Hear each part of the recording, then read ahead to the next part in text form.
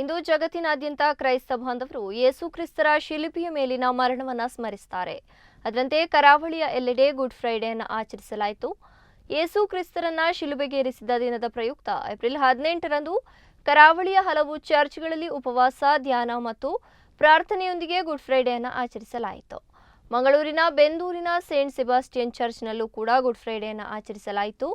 ವಿವಿಧ ಚರ್ಚ್ಗಳಲ್ಲಿ ಬೆಳಗ್ಗೆಯಿಂದಲೇ ವಿಶೇಷ ಪ್ರಾರ್ಥನೆ, ಶಿಲುಬೆಯ ಹಾದಿ, ಶಿಲುಬೆಯ ಆರಾಧನೆ ಮತ್ತಿತರ ಕಾರ್ಯಕ್ರಮಗಳು ನಡೆದವು. ಚರ್ಚ್ಗಳಲ್ಲಿ ನಡೆದ ವಿವಿಧ ಕಾರ್ಯಕ್ರಮಗಳಲ್ಲಿ ಹೆಚ್ಚಿನ ಸಂಖ್ಯೆಯ ಮಂದಿ ಭಾಗವಹಿಸಿದ್ರು. 2000 ವರ್ಷಗಳ ಹಿಂದೆ ಮನುಕುಲದ ಪಾಪ ವಿಮೋಚನೆಗಾಗಿ ಯೇಸು ಕ್ರಿಸ್ತರು ಶಿಲುಬೆಯಲ್ಲಿ ಪ್ರಾಣತ್ಯಾಗ ಮಾಡಿ ಸಮರ್ಪಣೆಯ ಸಂದೇಶವನ್ನು ನೀಡಿದರು.